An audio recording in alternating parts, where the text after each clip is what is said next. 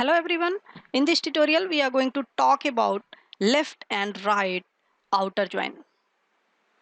So in previous lecture we have seen the query for the join or inner join.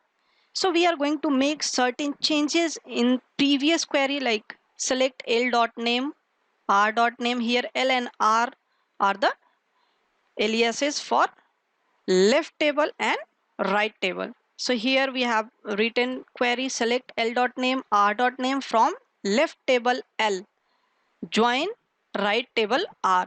So since we are going for the left join, so we are going to write left join right table R on L dot id equal to R dot id.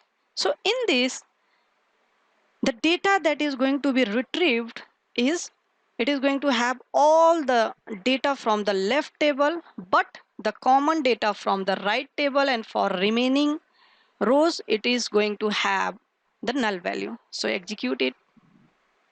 So here we can see that all the data from the left table are coming here, but in right table only common data is coming, and for remaining rows it is null.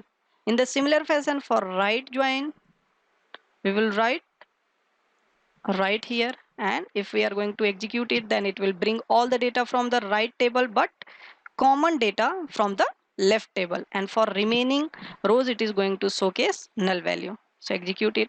So this is all about the left and right join.